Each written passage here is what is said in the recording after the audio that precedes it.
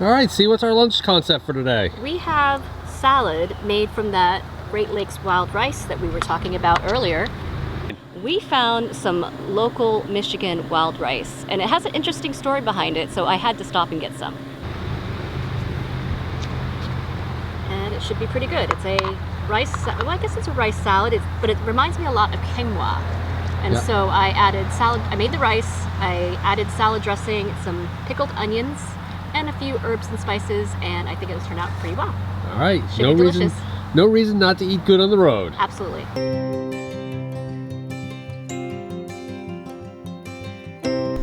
Okay, this rarely happens, but it did in this case. And I always check, even though I do have an auto former or the power watchdog, I always check first, right when we show up, to make sure that the power is working, so that if it's not, we can move off somewhere else. So that might have not have been the case this weekend for its Labor Day weekend. Right. And as you can see, there's only one green light there.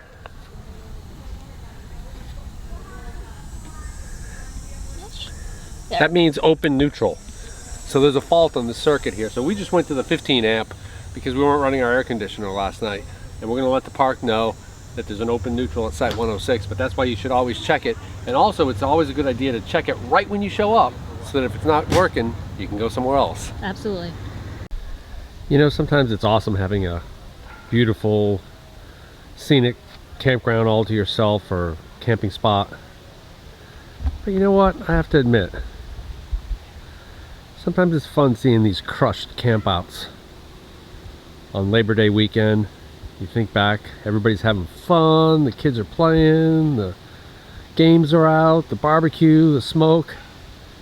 This is fun too. It's all part of RV life. So we are on the way to Alumapalooza in Jackson Center, but we decided to make a quick stop off to see something iconic in Newark, Ohio. And we are approaching it now. We did Google Earth it. Yeah, it looks like there'll be a place to pull in unless they blocked it off because it's closed. Okay, welcome to this week's episode of Luv Subbin. And we're on our way to Alumapalooza in Jackson Center, Ohio. Yes. But along the way, we saw this iconic building and we had to stop. Yeah, this is actually a building, the former headquarters of the Longaberger Basket Company. And it was built in 1997. But unfortunately, around 2016, the company went out of business. So the basket building has kind of sat by itself.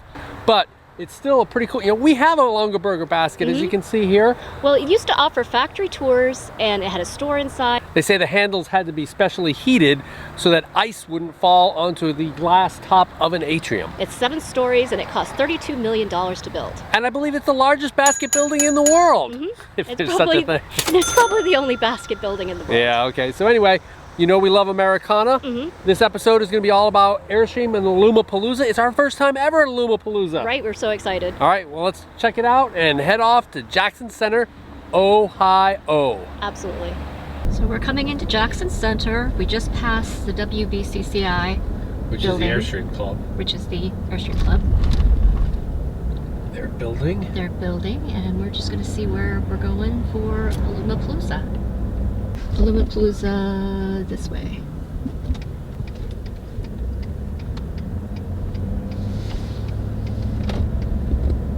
Oh, I guess 90 degrees. Yep, and we have very minimal hookups. So we won't be able to run our air conditioner, but we should be able to run some fans. Should. It looks like a breezy day, so hopefully not too hot.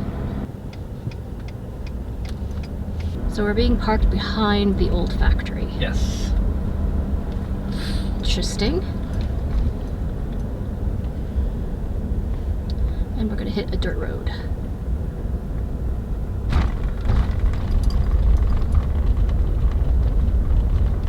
In case you thought you had to go that way.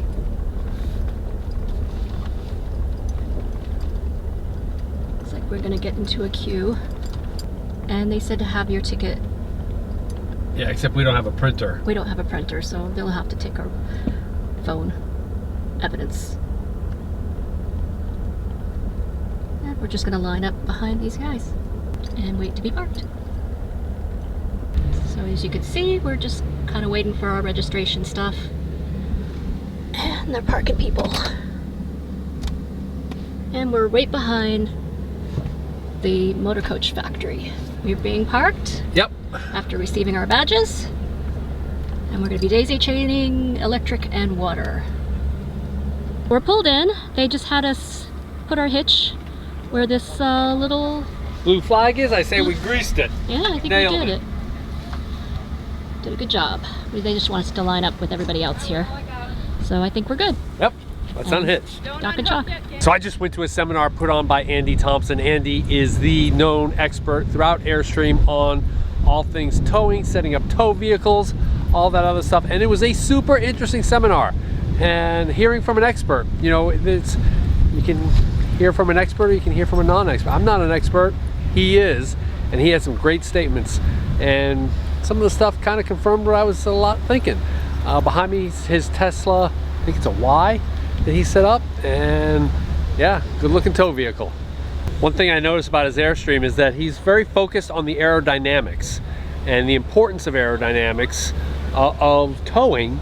And you can see it doesn't have an air conditioner, big brick of an air conditioner. He's really cleaned up the top of that, and I'm sure that's for the aerodynamics. And once during Alumapalooza, they'll come by and help you out.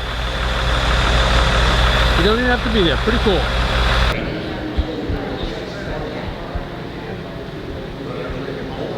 2 days ago, my wife and I were right here at these doors when everybody was released and the alarm went off.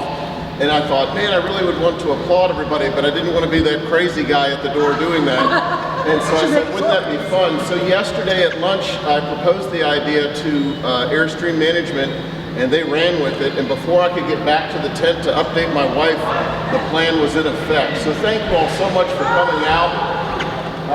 It really means a lot that you all came out. So thank you. Thanks, Don. Really appreciate it. I've met many of you. I'm Jay Cullis. I'm in the marketing department.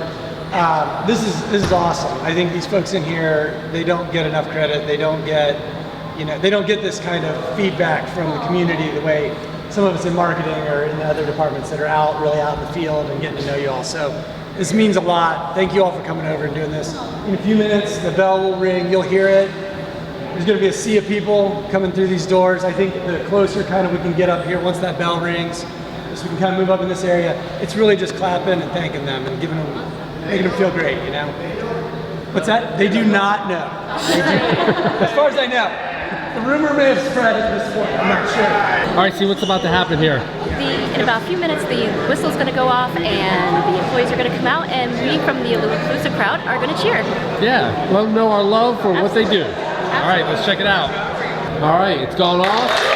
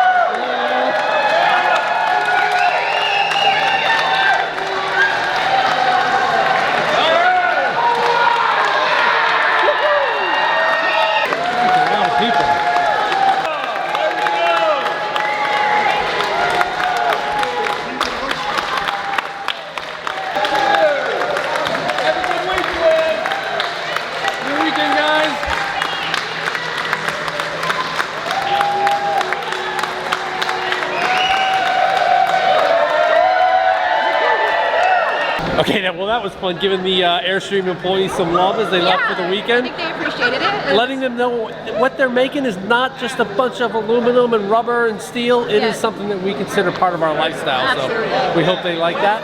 And now it's off to the employee cafeteria. So we're gonna see what that's like. Yeah, we're gonna have lunch at the employee. Oh, we still got a few. Few of the stragglers coming in, but yeah, so now we get to have lunch at the employee cafeteria. So right, that was super fun, and we're gonna see what the cafeteria is like. All right, let's head out that way. Sort of behind the scenes in the employee area, so you can see some meeting rooms. And we are authorized today only. We are authorized. We are authorized.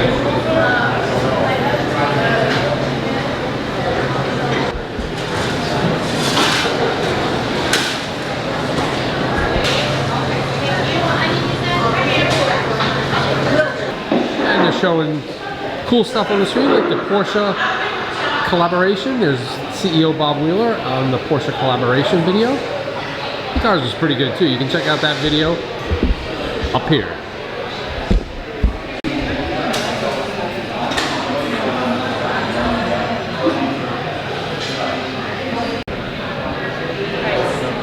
So Sim, what did we get for lunch today? We got a pizza, pulled pork salad, and a Diet Coke, and it came out to a total of $10.62. $10.62, that's our big red number. Our bill came out to our BRN. Isn't that weird? That's just good feng shui right there. It is.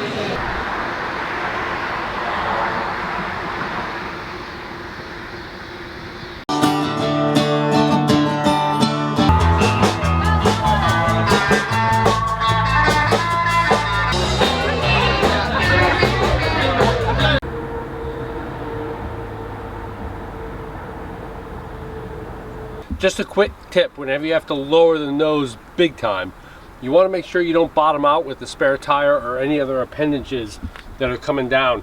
I almost bottomed out. In fact, I might have before I raised it. It's bottomed out on my spare tire there. So just double check when you're bringing it down. It's actually not even perfectly level like it normally is. It's a little like this, simply because we couldn't get it down low enough without worrying about the spare tire. That's a good point. And the solution, if ever that were to become a problem, would be to put leveling blocks on the two front wheels. That'll raise things up. So normally we just level side to side. Put some leveling blocks on the two front wheels. That'll raise things up, give you a little bit more clearance. So you know, one of the statements that I always joke around about is that whenever you're declaring war on a country or entering a gas station, you always have an exit strategy. So you can see here, this was not an ideal circumstance because I'm up against the parking area here. So to mitigate that, I've parked quite a distance away from the pump. That's going to allow me to swing out and come out that way. And I planned on that to make sure that I can have ample room not to hit the pumps or the concrete or anything like that. So always have an exit strategy. And like I say, when I'm making that turnaround, one eye is definitely going to be on that yellow thing, and one eye will be out front. Always watch for those at gas stations. So we're on the tail end of our trip for 5.5 months, and what are we gonna do? I'm gonna weigh our trailer, but I'm thinking I'm gonna turn around first. Gotta come in the right way. Yeah, it always helps. Pro tip.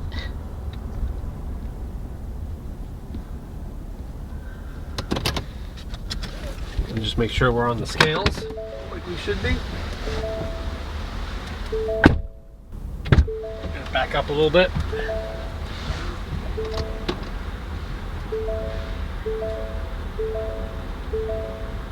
Location 976. Just waiting on the app. Yep. Finalizing weight, processing, do not pull off scale. There it is, all done. If you're interested in what our numbers are, we've got two videos that would be of interest. The first shows you how easy it is to get your rig weighed on a CAT scale, even if you don't have the app. The second video will then show you how to interpret those numbers, what they mean, where to find them, and how they can be of value to you, the RVer. Join us next week as we move from one rally in Ohio to another in our home state of Vermont. This will be a little bit different in that we will be taking you behind the scenes as we help with the rally itself. So if you like this video, Give us a big thumbs up and if you think we've earned a subscription, click to subscribe. and comment below if you've been to Alumapalooza and how you enjoyed it. Because we come out with RV and Airstream related videos just like this one every Tuesday. Thanks for watching.